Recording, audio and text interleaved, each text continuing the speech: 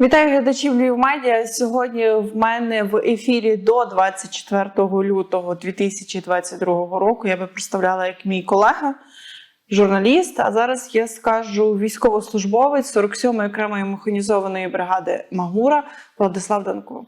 Владиславе, вітаю! Слава Україні! Героям слава!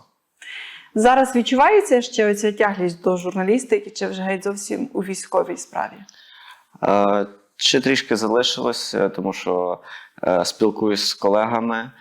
Сьогодні побував на рідному факультеті журналістики, зайшов в гості, то трішки відчувається, але обставини і час змушують змінити специфіку роботи, як кажуть мої колеги, змінити перо на автомат. Уявляли собі колись, що доведеться таки змінити перо на автомат? Розширю запитання, чи відчували, що буде повномасштабна війна, чи вірили в це? Скажу відверто, раніше ні. Коли розпочалось вторгнення в 2014 році Росії, то я тоді ще був школярем, допомагали військовим. І знаєте, зараз говорять, що раніше я писав листи військовим, а зараз отримую такі листи. І я це людина з того покоління, яка зі школи відправляла слова підтримки нашим захисникам на Донбас, а зараз особисто їх отримую від нашого майбутнього нації, від дітей, тому що діти – це в нас найсвятіше, що ми маємо. Тоді я думав, що, можливо, колись мені прийдеться стати так само на захист країни, але згодом плани трошки змінилися. Війна, скажімо так, заморозилась, всі ми знаємо про Мінські угоди. Війна тривала, але не для всіх. І, на жаль, я був з числа того оточення, для якого війни вже майже не існувало. На початку 2022 року ми працювали в журналістиці, ми розуміли, що все йшло до того, і вторгнення було неминуче. І вже з початку лютого я вже почав так активніше готуватись до війни, але це вже було запізно. І 24 лютого розпочалося повномасштабне вторгнення. А як готуватись до війни? Це було якісь фізичне навантаження, тривожна валізка? Що це? Ні, тривожна валіза ні в якому разі, тому що я не збирався тікати. Я з тих людей, які знали, що розпочнеться війна, і я, і більшість військовозобов'язаних хлопців, стану до лав Збройних сил України. Єдине, що не було досвіду і не було вже часу, коли вчитись. Тобто, якщо враховувати, що війна розпочалась під кінець лютого, а готуватись почав там десь на початку лютого, то це вже обмежені терміни. Це вишкіл я почав записуватись, на який я вже так і не встиг потрапити, тому що перший вишкіл у мене мав бути, якщо не помиляюсь, 27 або 28 лютого. Це організовувала Львівська міська організація «Свободи», для цивільних більше. Тактична медицина, тобто звичайні ази військової справи, скажімо. Ви розпочали свій шлях у 125-й бригаді ТРО. Це була створена нова бригада добровольців, які стали на захист. Тоді, напевно, серед вашого оточення, тих, хто з вами їхав в автобусі, було багато таких, як і ви, без військового досвіду, за абсолютно цивільних, мирних професій, які стали на захист країни. Про що говорили тоді в автобусі, коли їхали? У нас не було такого, що тебе призивали і там везли в автобусі, як в більшості випадків, тому що я вступив до лав територіальної оборони, і всі місцеві батальйони, вони знаходились безпосередньо в місті Львові. Тому не було такої тенденції, але коли зустрівся з хлопцями, знаєте, я побачив мотивованих людей, які нічого не знають, але хочуть чогось навчитись. Тобто ці люди прийшли з цивільного життя, і вони були різні. Були банкіри, були економісти, були юристи, працівники сфери обслуговування, журналісти. Але в кожного була ця мотивація навчитись, щоб захистити свою країну. Я думаю, що частково в нас це вийшло, тому що підготовка була досить непогана. В нас був в моїй роті, де я потрапив, сержант роти, на жаль, вже загиблий. Ми його втратили в перших боях на Донбасі. Він прийшов в ізраїльську армію. Тому він оцей досвід намагався передати нам, за що безцінно вдячні. Тобто, оці розмови були тільки одні, коли стандартне запитання до командира роти або до командира взводу – це коли ми поїдемо на схід, чи там якусь іншу гарячу точку. Тому що я не бачив хлопців, які, як кажуть, вступали до сил територіальної оборони, щоб побути на блокпостах. Ми на них, особисто мій батальйон, не стояв, і ми досить швидко вже в липні місяці ми вже потрапили на Донбас. Владислав, скажіть, будь ласка, це саме в липні місяці, будучи на Донбасі, було це відчуття, що називається запаху війни? Перші бої, перші емоції, перші враження? Перші бої у нас були трішки пізніше, тому що нам, можливо, і пощастило. Я вважаю, що це правильно. Ми так поетапно підходили до самого нуля, як кажуть військові. Ми потрапили спочатку в місто Краматорськ і навколо нього готували оборонні рубежі, тому що готувався наступ вже тоді на Бахмут, і паралельно ворог був під Слов'янськом. Тому треба було підготувати лінію оборони, де би ми їх зустріли на підступах там до міста і не дозволили їм просунутися далі. Оці враження, коли ти заїжджаєш в Донецьку область, цей Донбас, одразу відчувається якесь інакше життя. Тобто різниця між іншими областями. Я не знаю, як передати словами, але оцей дух, він відчувається. Звичайно, ми приїхали трошки настрашені, так як раніше ми взагалі не мали ніякої справи з військовими, а тут вже самі військові. Приїхали, дивимося, а по карті це ось Слов'янськ, там 15 кілометрів північніше і 50 кілометрів там Бахмут. І трошки було страшно, тому що і з півночі сунуть, і зі сходу сунуть, і ти розумієш, що дуже мало часу, щоб підготуватись, зустріти їх тут. Але, на щастя, наші військові провели успішно вже в вересні Балаклійську операцію, під час закінчення якої вже ми взяли участь і стали тримати рубежі на замін цим воїнам, які просунулись під Кремінною. Ось ці кремінські ліси, ліс чудес його ще називають. Важкі там бої йшли. Але я вважаю, що на той час, як бійці територіальної оборони, за той проміжок часу, який нас підготували, ми своє завдання виконали, тому що тримали ми рубежі доволі непогано, відступу не було. А чому ліс чудес називають? Ліс чудес, тому що в цьому лісі полягло дуже багато військових як з нашої сторони, так і зі сторони ворога. І там така специфічна місцевість, що там техніка могла б під'їжджати впритул навіть до наших позицій і розбивати їх безпосередньо.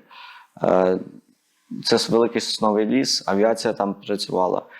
Просто були запеклі такі бої, дали йому таке прізвисько, перепрошую. Безпосередньо в самому лісі ми не брали участь, тому що там були більш запеклі бої. Там тоді підготувався наступ на Кремінну, який так і не вдалося провести. Ми були більше на околицях. Враження були досить такі неочікувані. Тобто, не очікував, що може бути настільки запекла війна.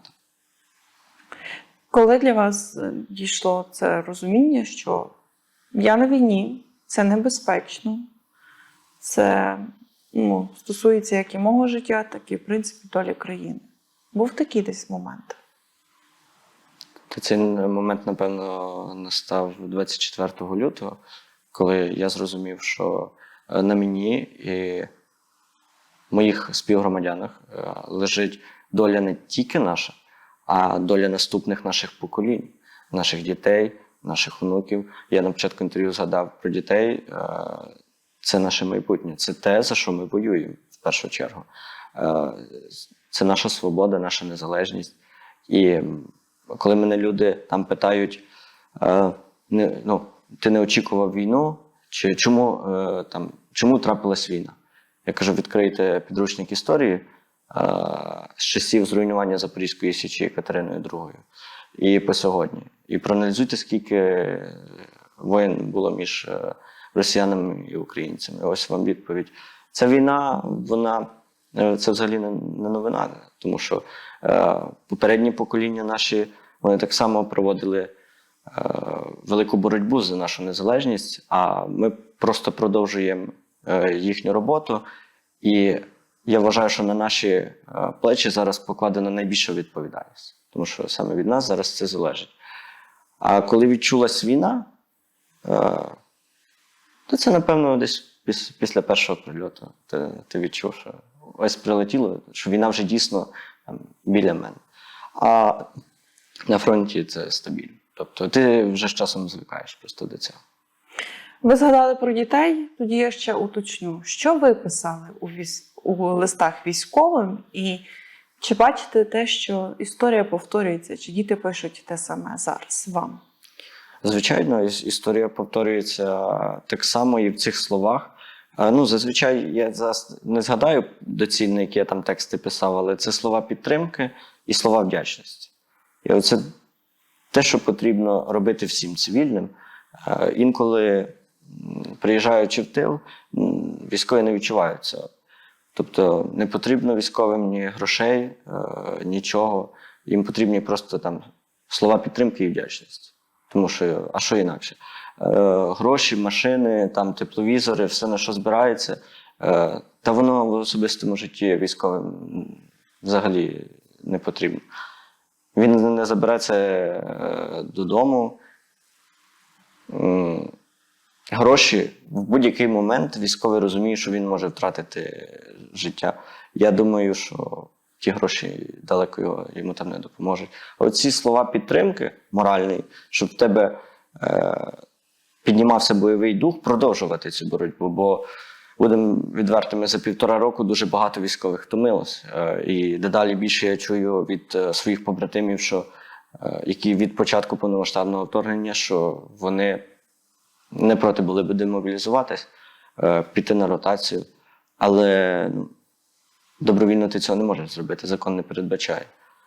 Чи потрібна ротація військових якась, точніше демобілізація, бо ротація – це тимчасове відведення.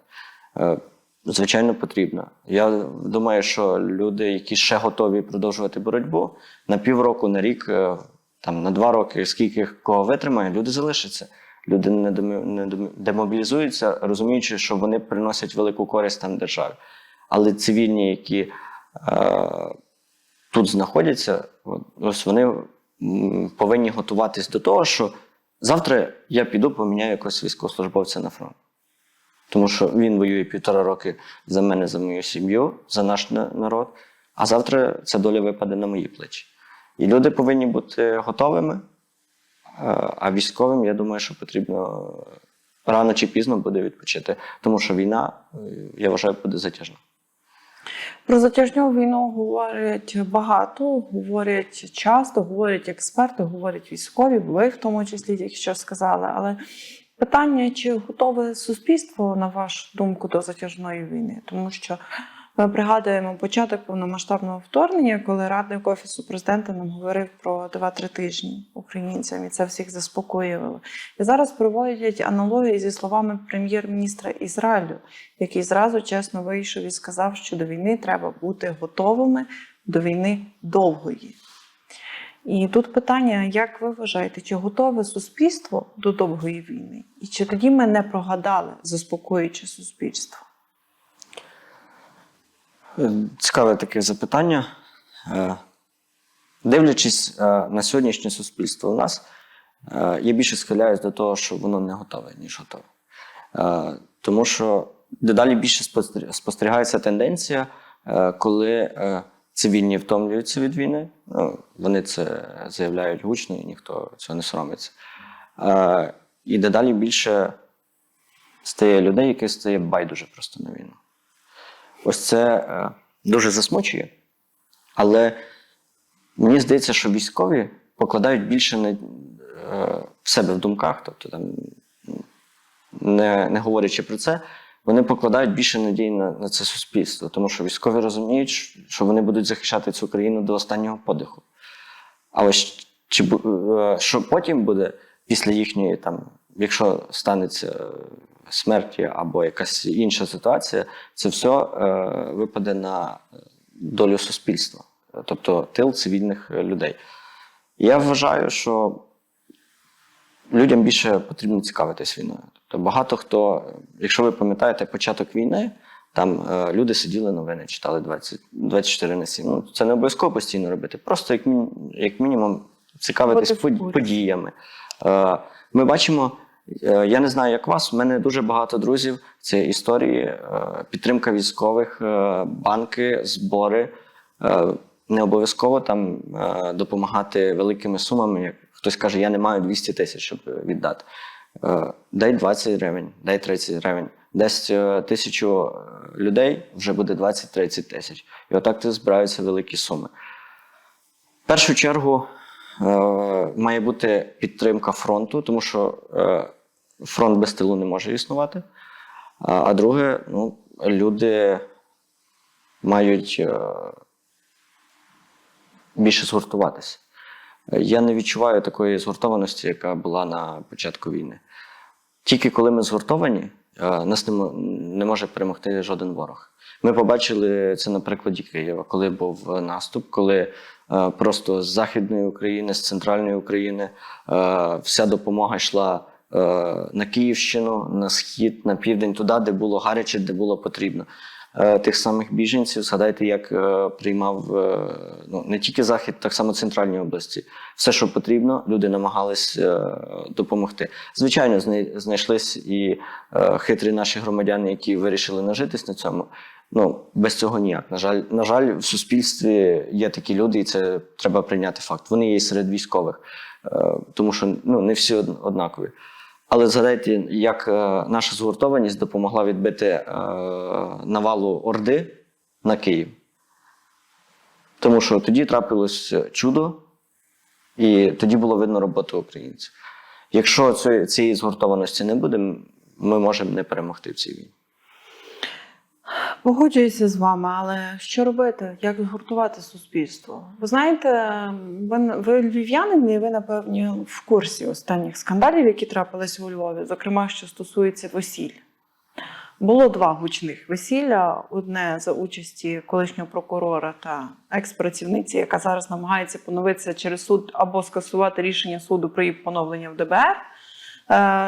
Гуляли 2 дні 800 людей в Емілі Резорт. І інше було в Едем Резорті теж. Це дуже потужні заміські комплекси у Львові, і де гуляли учасник п'яних вечірок, коли споювали дівчат, і були доволі інтимні речі, це виставляли в соціальних мережах, де теж були гучні гуляння. І коли про це публічно говорять журналісти, і ми бачимо коментарі, ми бачимо реакцію людей. Це все дуже гидко і дуже засуджується, тому що навіть цивільні не до кінця розуміють, яким чином ми тут гуляємо такі скажені весілля, чому має нам допомагати Захід підтримці наших військових, або чому у нас тут весілля, які оцінюють в мільйони доларів, а ми далі збираємо на дрони, на колеса для автомобілів та й на самі автомобілі. Ці скандали, як ви їх оцінюєте, ці гучні весілля, яке ваше особисте ставлення? Звичайно, що негативне. А взагалі спостерігати такі речі в такий важкий час, коли, будучи задіяним в наступі української армії протягом всього літа, я, не скаржачись на життя, провів все літо в посадці. Ти дивишся новини і бачиш от такі гуляння. Звичайно, ти думаєш, ну, не то, що про комфортні умови, а от, ну, наскільки це гидко. Як з цим боротись, я не знаю. Це тільки публічне засудження цього може бути. І я вважаю, що мають відповідні органи на це реагувати, тому що таке неприпустимо в час війни. Бачити військовим це. Я навіть не знаю, не уявляю собі, як дехто, хто втратив там одну або декількох людей з сім'ї на війні, як вони це сприймають. Мені, як військовому, це одне. Але мама, яка вчора поховала сина на Личакові, дивиться, як в Винниках чи в області святкують отакі весілля, це дуже гидко. І такого, я вважаю, що таке неприпустимо в наш час. І як мінімум відповідні органи повинні реагувати на це. Тут, знаєте, якщо говорити про об'єднання суспільства, в чому ми зійшлися в більшості, це в цьому, що такі весілля засуджує суспільство. Ну, принаймні, я роблю такий висновок по реакції людей в соціальних мережах. Хоч десь тут було це об'єднання. Але як ви зараз бачите, що може згуртувати суспільство? Одні кажуть, що це вже, знаєте, такий закид в сторону військових. Немає перемоги. Суспільству потрібна перемога. Інші кажуть, що суспільство не розуміє ціну цієї перемоги і взагалі ціну кожного метру квадратного, який зараз відвоюється. Я тут більше схильний до другого варіанту. Перший варіант мене взагалі шоковує. Тобто, як суспільство може бути незадоволене не перемогою ще військових. Я багато чув таких розмов. Якщо людина хоче наблизити цю перемогу більше, ніж вона може, тоді вона стає до лав Збройних сил і допомагає фізично відвоювати кожен клаптик землі. Потрапивши на фронт на такі напрямки, як там Оріхівський, Токмацький напрямок, де був наступ, зараз Бахмут, Авдіївка, та і будь-де. Просто на деяких напрямках є більше позиційна війна. Я думаю, що їх би не хватило більше, ніж тижнів. Вони б втомились, тому що одразу так звикнути до такого життя – це майже нереально. Те, що переживають військові, і як відвоюється одна посадка довжиною там в 100 метрів, цивільні навіть собі не зможуть в голові уявити, тому що вони не були там, вони цього не бачили. Ціна перемоги, вона дуже велика. І питання, чи будемо взагалі ми святкувати як таку перемогу. Тобто вона настане, але втративши стільки побратимів, втративши стільки рідних людей, чи настане свято перемоги для нас свято? Тобто, чи не буде це такий, знаєте, більше День пам'яті, як у нас з Другої світової війни? Так. Тому будь-хто, хто так говорить, я рекомендую йому вступати до наших лав і спробувати особисто там допомогти наблизити перемогу. А для себе, як я собі так думав, і я проводив такі паралелі. Тобто, коли людина сумнівається, чи я буду кориснішим на фронті, чи в цивільному житті, якщо ти військовозобов'язаний, ти просто вирішуєш, береш і порівнюєш те, що ти робиш зараз в тилу, скільки ти приносиш там, донатиш, не знаю, робиш якісь вироби, які там допомагають військовим. Робиш сухі супи. Чи вступивши до там Збройних сил, я зможу більше приносити користь. Тобто, якщо людина відпочивається в тилу на своєму місці, і вона розуміє, що вона наближає цю перемогу, будучи тут, цій людині, якщо її ще не призвала держава, не варто там, сумніватись в собі. Але тут кожен відповідає сам перед собою і перед Богом. І коли діти скажуть: тату, а що ти робив для перемоги в тій війні? Бо вони там новонароджені вже не будуть пам'ятати. Дай Бог, щоб вони не пам'ятали цього. І чи не соромно буде сказати, що я сидів у Львові і гуляв на весіллі. Коли мої друзі гинули там по сетці на Бахмуті. І не тільки на Бахмуті, на жаль. Я просто умовно скажу. Як приклад. Давайте ще таке в контексті вашої професії до 24 лютого, я все одно у вас це запитаю. Тому що вона дуже тісно переплітається, це запитання, з тим, що у вас зараз військовослужбовець, про іноземні ЗМІ.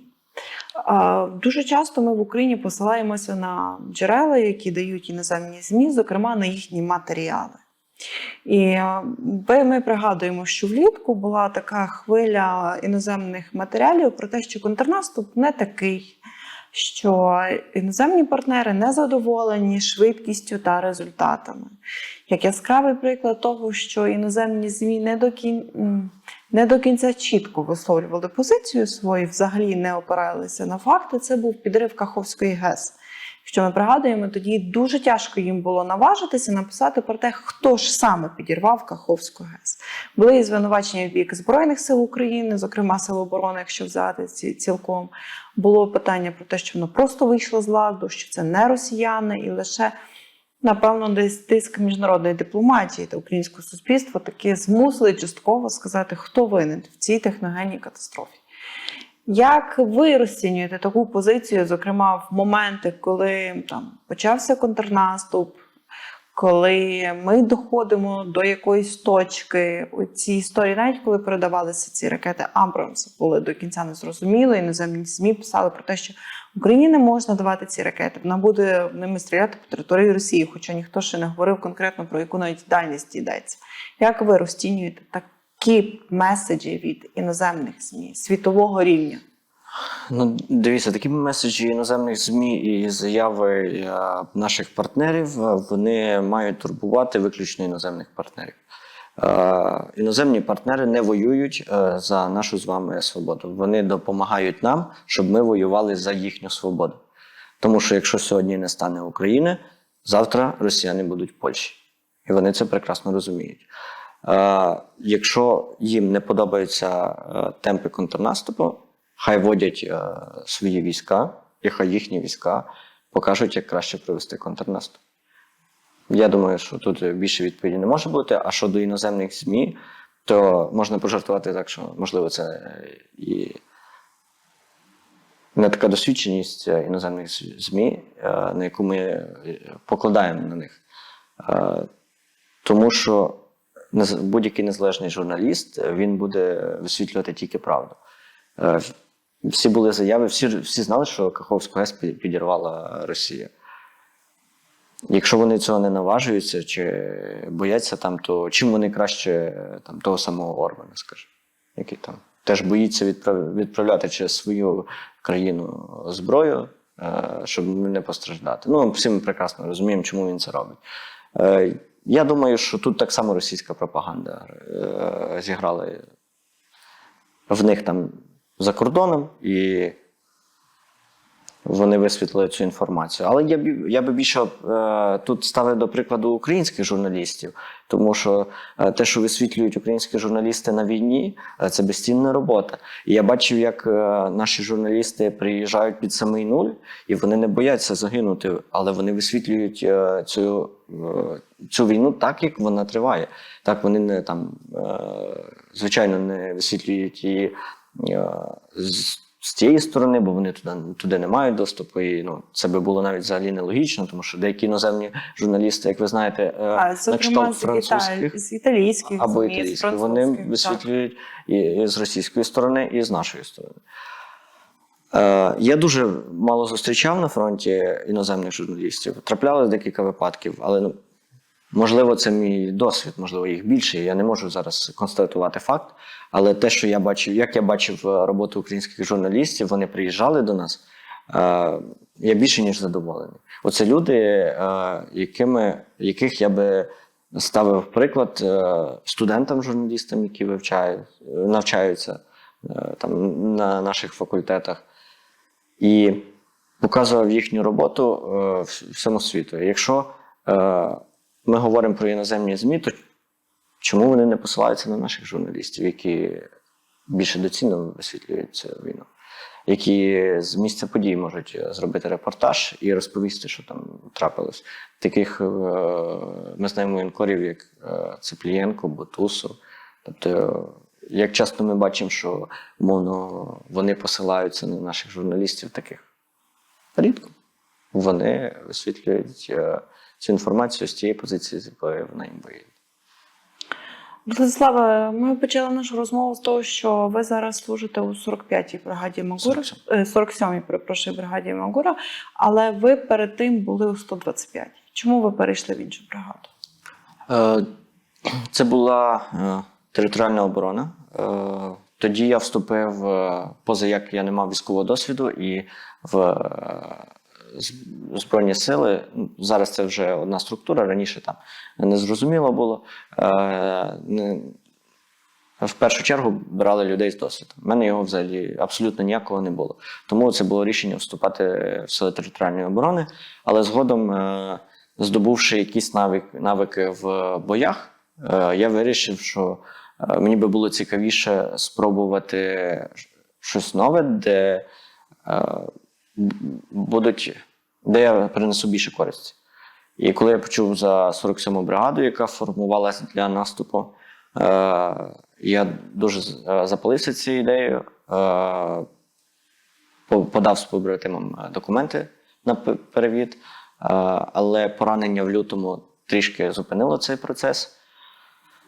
В квітні я повернувся і мене перевели в 47-му бригаду. Але там я був в піхоті, коли ми перевелись, піхота вже була обучена і я потрапив в артилерію. Я собі так подумав, коли я прийшов в цю бригаду, мені запропонували реактивну артилерію. Я думаю, цікавіше ж вбивати москаля не з автомата, а з якоїсь установки, там, снарядами, ракетами. Думаю, варто спробувати. І так почався наш шлях, мій особистий шлях з побратимом в 47-й бригаді. 47-ма бригада доволі, я би сказала так, про неї багато хто знає, зокрема сержанту Маркусу, і зокрема тому, що, знову ж таки, ці іноземні ЗМІ, про які ми згадували, говорили, якщо я не помиляюся, що 47-ма бригада втратила танки «Леопард», якщо я не помиляюся. Тобто 47-ма бригада доволі на устах багатьох. Як ви опишете або що ви скажете про 47-му бригаду? Дивіться, бригада з самого початку готувалася для прориву, для наступу. Я розумію, про який ви момент розповідаєте. Це коли розпочався наступ і коли була розбита одна з колон, яка наступала. Тоді там було декілька Бредлі і один Леопард. Ця ситуація дуже добре зіграла на руку ворогу, тому що ту картинку я спостерігав як журналіст і за їхніми медіями. Мені було цікаво, як розповсюджується оце ІПСО за іноземними медіями і українськими. І оцю картинку цієї однієї колони, там було 3, здається, Бредлі, 1 Леопард. Тобто це не настільки критично. Там ще було пошкоджено інші машини, але їх витягнули. Наскільки мені відомо. Особисто я цього не бачив. Це як хлопці розповідали. Більшість людей вдалося тоді врятувати. Тобто, що найголовніше, це живі люди. Це ІПСО Росія розігнала успішно на всі 101%. Як для іноземних ЗМІ, так і для наших.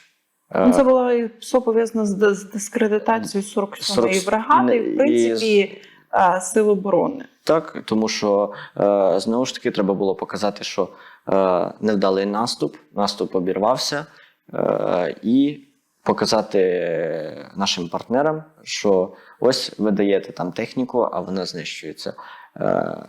Нікому не секрет, що вся техніка знищується. Це залізо, яке просто перевозить людей і вбиває ворога. Тобто сьогодні знищена одна установка, там, чи БТР, чи той танк.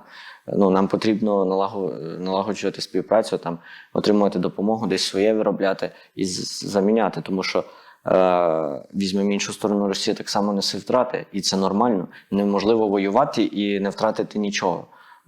Про техніку мається на увазі. Оце з того моменту, здається, розпочалась дискредитація 47-ї бригади. Згодом цей скандал з сержантом Маркусом. Я в деталі вдаватись не буду, бо особисто я цього не знаю, тому нема мені про що розповідати. Опишіть 47-му бригаду. От яка вона? От що ви можете про неї сказати? От уявіть ситуацію, до вас приходить син і каже: тато, розкажи про 47-му бригаду. Що ви розкажете своїм дітям про цю бригаду? Сину я б розказував чи дитині трошки по-інакшому, ніж іншим людям. Але, знову ж таки, треба розуміти, що всю бригаду військовослужбовець не може знати. Якщо ти не командир бригади, бо ти більшості всіх мусиш впізнавати, говорити, спілкуватися. 47-ма бригада – це відважні люди. Це люди, які просто пішли в наступ на оці мінні поля, на оці позиції, залиті бетоном російські, і звільняли просто жахливою ціною кожен клаптик української землі. Ну, відважніших людей, ніж там в цій бригаді, мені здається, важко знайти. Тому що, ну, усвідомлюючи це, наскільки ворог підготовлений до нашого наступу, знову ж таки, це проблема наших медіа, нашої влади, тому що ми ворогу подали наш наступ просто на тарілці. Ми розповіли йому все, якою технікою ми будемо наступати, тому що партнери її передають і озвучують. І всі розуміють, що леопарди і бредлі, які приїжджають в Україну, ніхто їх не відправить на кордон з Білоруссю. Ясно, що вони підуть в наступ. Ми розповіли бригади, які ми готуємо. Така бригада готується, тобто розвідка вже працює. І всі, ну, більшість людей розуміла, де буде наступ. Типу, після підриву Каховської ГЕС це було повністю зрозуміло, що це буде Запоріжжя, Запорізька область. Ворог просто, я не знаю, як не міг не підготуватися. Тобто оці позиції з порами, мінні поля, вони все знали. Хто буде і коли, вони тільки не знали час, коли будуть наступати, хто і чим буде наступати. Тому те, що ми звільнили зараз за цей період Роботино і прилеглі до нього там землі, це досить великий показник, бо з цією підготовкою ворога можна було і менше звільнити. Звичайно, всім хотілося б одразу в Крим потрапити. І мені так хочеться там сьогодні піти і завтра бути в Криму. Але ціна цього. Ну і не знаю, як там відбувалося в піхоті, бо я особисто не був, я артилерія, ми стоїмо трохи далі. Я думаю, що командування наше не настільки там з'їхало з глузду і не кинуло на той напрямок просто з силою, як роблять росіяни, для того, щоб, я не знаю, через місяць бути в Токмаку. Ми можемо бути в Токмаку через місяць. Але питання, скільки ми втратимо військовослужбовців, і чи взагалі потрібно нам такою ціною просуватись далі. Тому що рано чи пізно люди закінчаться. А люди в тилу, вони не хочуть іти воювати. Австралійський експерт Том Купер запропонував такий цікавий погляд порівняння, як відбувався наступ на Запорізькому напрямку. І, зокрема, він говорив про те, що в наступ пішло орієнтовно 12 тисяч наших бійців проти тих 30 тисяч росіян, які тримали оборону. І очевидно, що це ще були і мінні поля, про які ми вже чули, що росіяни переважали в артилерії. Очевидно, що, на жаль, ще переважають в авіації, і не знати, наскільки часу. І це все супроводжувалося. В авіації в них абсолютна перевага. Абсолютна перевага, так, і різні роду інженерні споруди, укріплення. Тобто навіть протиставити кількість особового складу по одну і по другу сторону, це ще раз так можна сказати. Це погляд австралійця. Але запитаюся у вас, як у військового, який, от ви, я так розумію, що ви вернулися зараз на кілька днів з Запорізького напрямку, як ви бачите оцей контрнаступ зі сторони українського військового і зі сторони людини, яка безпосередньо там була? Знаєте, кажуть, багато чув ці слова, що іноземні війська, вони би не пішли в такий наступ без авіації, не маючи переваги в авіації. Українські військові пішли на це, і вони змушені йти, тому що інакшого вибору у нас немає. Це наші землі, і ми їх маємо відвоювати. І тільки там підтримка близьких людей там, і чудо допомагає нам ось таким чином відвоювати землю. Але чим ми відрізняємося від росіян? Тим, що вони воюють по книжці, по совєтських книгах. Так?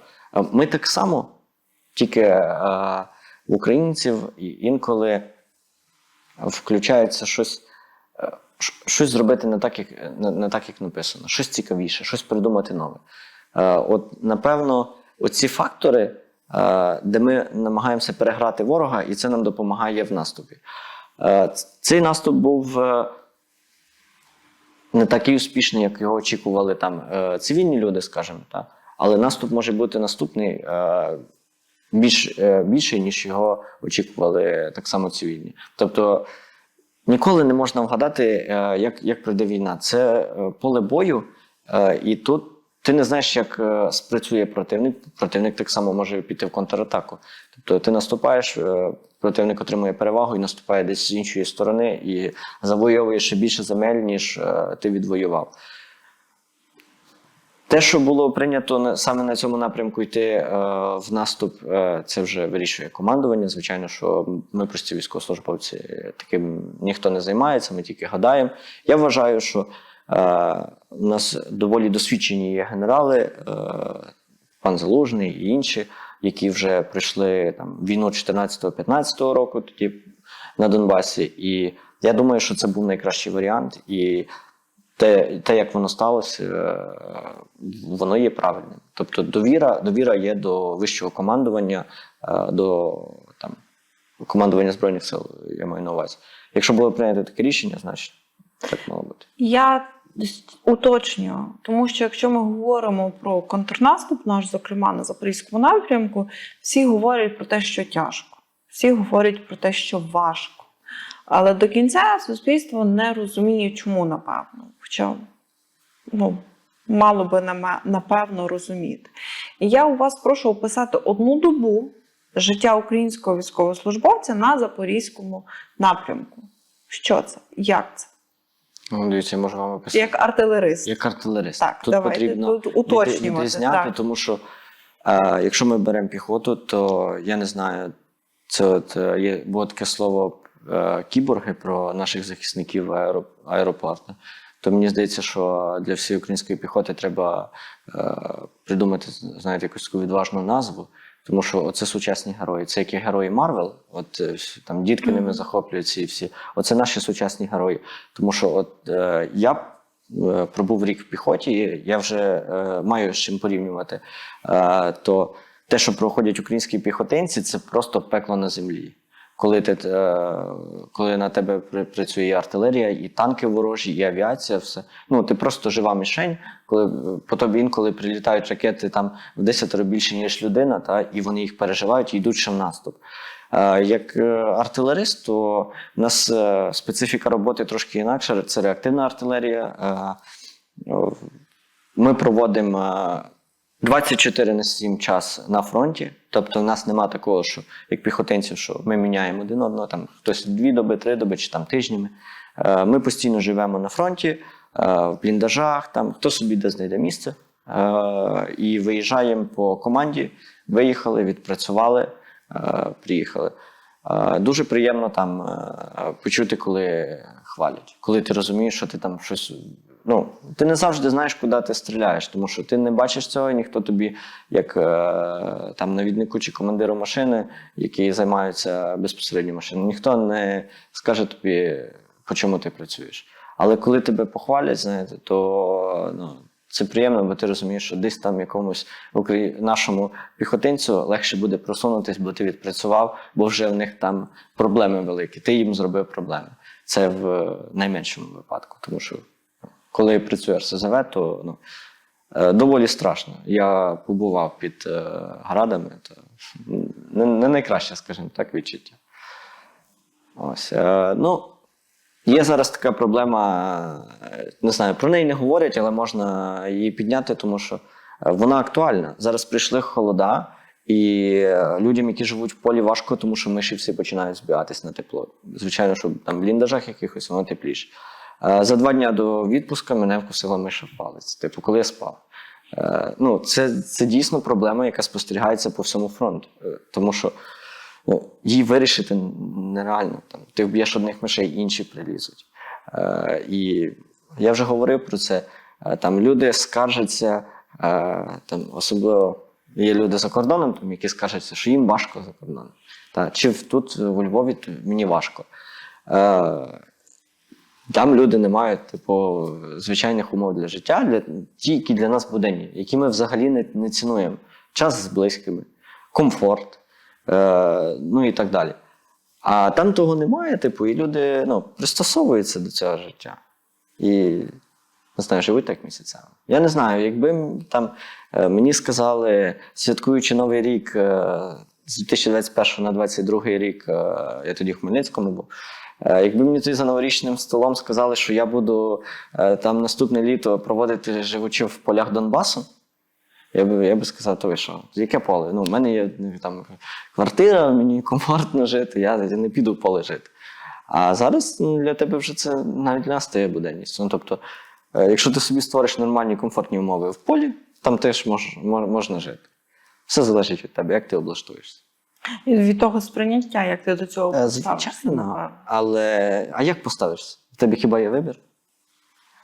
Ну, тобто, якщо ти готовий віддати свої сили, в гіршому випадку життя за свободу і незалежність, то ти змушений пристосовуватись до цих обставин. Владиславе, я наскільки знаю, у вас було 2 поранення. Так. Що трапилося? Перше поранення – це лютий, це попередня бригада на позиціях. Тоді... Ви ще тоді в піхоті були? Так, це була піхота, це працював танк. Я тоді вийшов на таку мою улюблену позицію. Вона там була найнебезпечніша, але всі в нас боялись на неї ходити. Я і декілька моїх побратимів, ми туди ходили, бо нам було весело. Тому що ворог був там за 100 метрів, 100-150 метрів від нас. Ну і ми з ними завжди там, можна так сказати, грались, в лобках. І тут я вивів прикомандировану до нас групу з інших бійців. Я вийшов один з наших. І все пішло шкеребер там з самого ранку. Вони запізнились, все отак пішло. Я дуже не люблю, коли все отак відбувається. Я розумію, що щось не то. В мене прямо відчуття було. Я злий, розлючений, тому що все не так, як має бути. Хлопці злі, яких ми мали поміняти, бо ми прийшли пізніше. Вони замерзли. То був лютий місяць, 2 лютого, типу, морози там страшні. Я приходжу на цих всіх нервах, кажу, я поспостерігаю, в мене був медик біля мене. Я поспостерігаю, ти кажу, подрімай, якщо хочеш, бо то ранок, 6 ранку. 8:20 я виїхав в танк і просто почав розбирати нашу позицію. І в мене оце контузія була, мене одразу відкинуло просто від цієї хвилі, і осколок потрапив в ніс, ще залишився знак на все життя. Буду пам'ятати. І в каску прилетіли осколки. Завжди кажу людям, після цього випадку не нехтуйте засобами безпеки, тому що всі ми люди, військовослужбовець може там зняти каску, поставити збоку чи інколи бронежилет. Не треба цього робити, тому що ворог не спить, танк виїде, почне працювати, буде боляче. Друге поранення – це вже нова бригада. Це вийшли вивіряти машину, робити установку нашу. І треба було трошки її вигнати з посадки. Тобто пішло демаскування машини. Почав літати ланцет, це ворожий безпілотник, дрон камікадзе. Ну і одразу побачив, що ми робимо. Одразу прилетів по нас. Тобто там нема що розказувати, історія така була, що пощастило, що він не потрапив в машину, біля машини зірвався, а ми всі стояли якраз біля машини, працювали з машиною. І це одразу там я дивлюсь, в мене розрив барабанної перетинки, контузія друга, і там осколки по тілу. Там залишилось ще декілька, але теж таке ніби легше поранення, але єдине, що розірвало барабанну перетинку і пішла трошки приглухуватість. Не було ніколи такого моменту, щоб ви пожаліли про свій вибір піти добровольцем 24 лютого? Ні, таке ніколи, тому що я там прекрасно все усвідомлюю. І тоді було багато запитань, чи психологічно я готовий, чи я розумію, що я поїду там в зону бойових дій, що треба буде там людей вбивати. Тобто, я морально був готовий до цього. А про що жаліти? Тобто, жаліти про те, що ти не побоявся, не втік за кордон, а став на захист держави. Та мені здається, що тут нема про що жаліти, навпаки, типу, не соромно, як кажуть. І в загальному я не люблю це жалітись скаржитись на життя. Навіть я от розказував вам про поранення, я так весело розповідаю, виставив фотографію, бо в інтернет після поранення. Мама дзвонить, мамі ще не сказав, що сталося? Все добре? Добре. Кажу, так, добре, все, я вже в госпіталі. Каже, що ти усміхаєшся, тебе поранення? Я кажу, мам, то я радію, що я живий лишився. Ну, тобто, якщо от, скаржитесь, з таким песимізмом настроювати себе, то 1,5 роки це буде дуже важко війни. Ну, зараз ми маємо 1,5, а ще скільки невідомо. Тому інколи треба віджартовуватись, так, сприймати з легкістю це життя, ті обставини, які там трапляються, гуртуватись один з одним і покращувати свої умови, наскільки там від тебе це можливо. Тобто, Яка ваша думка стосовно ворога, стосовно Росії? занадто сильно українці останнім часом недооцінюють ворога.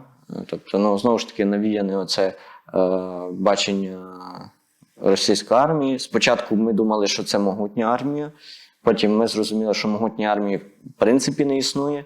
Будь-яка армія рано чи пізно може стати переможною армією. Ми це побачили на росіянах, зараз ми це побачили на Ізраїлі, коли вторгнулись тоді на мопедах, якщо я не помиляюсь, так, бойовики Хамас. І тоді було питання до великої ізраїльської розвідки. Так, це могутня розвідка, але вони пропустили. Тому ось завжди не можна недооцінювати ворога. Оце, як ми зараз, там, останній рік всі зрозуміли, що от, Збройні сили такі могутні, вони зупинили другу армію світу, то вони будуть воювати, перемога там вже от пройде декілька місяців. Як казали, в серпні будемо в Криму, маємо те, що маємо. Я вважаю, що оце, що недооцінення ворога якраз то і спричиняє, що люди не згуртовані, і спричиняє того, що українські там сили не досягають таких успіхів, які всі очікують. А справу ми маємо з серйозним ворогом, тому що Росія там наслідує приклад Великого Радянського Союзу, як вони його описують. А там колись бійців готували, вони так само готують. Так, звичайно, як і в кожній армії є якісь недосвідчені, які так само, як і я, перейшли з цивільного життя. Якби мене в березні минулого року відправили на фронт, то я би не вмів того робити, що я вмію зараз. І я би був не настільки корисний там на фронті. Так само з їхньої сторони. Вони там відправляють недосвідчених, та ми про них так говоримо. Але ми не забуваємо, що в них є і так само потужна розвідка. В них є, я не знаю, як правильно назвати це, але люди, які в армії з психологією працюють, тобто на ворога. Психологічні роботи, оці ПСО, оце все, що ми зараз тут отримуємо, те, що вони нам подають, всякі фейки, то ці люди над цим працюють, в це вкладаються гроші. Пропаганда, в це вкладаються гроші, і великі гроші. Люди навіть не усвідомлюють цивільним, вони якби вникли в цю справу і дізнались про це, то вони би були шоковані. Скільки пропаганди, яку вони споживають, будучи у Львові, чи в Закарпатті, чи в Києві, скільки грошей тратиться на те, щоб вони споживали цю пропаганду. Знову ж таки, спеціальні підрозділи, спеціальні війська, які виконують там важкі спецоперації. Ми про них не чуємо, тому що там вони би деморалізували людей, суспільство, інколи військових, але вони трапляються. Тому що як наша армія, так їхня над цим працює. Недооцінювати ворога ніколи не можна, і зараз ми вже бачимо, що після нашого наступу Росія вже, коли ми трішки так видихнули, скажімо, вирішили відпочити, Росія не спить і вже перехоплює сторону на свою ситуацію у свої руки. Авдіївка, ми бачимо, вони не полишають спроб, кидають багато техніки, багато живої сили, щоб захопити це місто. Потім в нас є Куп'янський напрямок, де вони вже досить давно так само наступають, тільки сили оборони їх стримують. Тому ворог дуже серйозний, і якщо сьогодні не згуртуватись, якщо чекати, що ми завтра будемо в Криму, то війна може піти далеко на нашу користь, і наслідки можуть бути набагато гіршими, ніж зараз є. Владиславе, ви плануєте повертатися в журналістику? Ви не перші вже мене це питаєте. Наразі, це взагалі розкіш планувати життя після перемоги, будучи на війні. Тобто ти не знаєш, чи ти до неї доживеш. Але якщо так трапиться, то не знаю. Єдине, чого хочеться після війни, це більше спокою, тому що це все, воно накипає, дратує, ти нервуєшся, звичайно. І перше, що хочеться після війни, це відпочити. Але післявоєнна Україна мене більше страшить, ніж сама війна, тому що я не знаю, як суспільство сприйме військових, тому що ми вже бачили, що було після антитерористичної операції. Тобто початок російсько-української війни, я так назвав, вона триває в нас вже майже 10 років. Але коли хлопці тоді повернулися з фронту, суспільство не сильно їх сприйняло. Тому суспільству треба готуватись приймати військових звідти. Тому що які люди приїдуть з війни, що вони очікують? Приїдуть і будуть там всіх любити, всіх обіймати. Так вони пережили це все, в них може бути той самий ПТСР. Потім людина може після 5-6 контузії не контролювати себе моментами.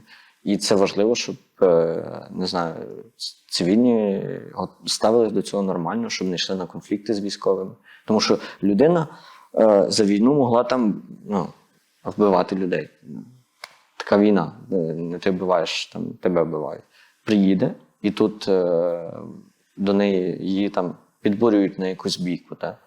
Ця людина може просто сприймає тебе за ворога, якщо десь випадково там вб'є іншу людину. І цей військовий ветеран же, він сяде в в'язницю. Чому? Тому що там його спровокували і він бив людину. А він просто звик, бо він по-інакшому його не вчили. Бо він, вибачте, вже 1,5 року на війні, а що буде потім? 2-3 роки, можливо. Тому суспільство має після війни прийняти військових і не говорити, оце найбільше мене дратує фраза, приїдуть військові після фронту, наведуть порядок. А якщо не буде, кому може наводити порядок? Тобто ви зараз тут сидите, нічого не робите, не за всіх. Тобто, я говорю про певну кількість людей. І ви чекаєте, що ці військові, які виборюють вашу свободу, нашу спільну незалежність, вони повернуться з фронту і будуть ще покращувати умови в цивільному житті. Тому що поки вони воювали, цивільні люди не наважились цього зробити. Тобто їм було байдуже.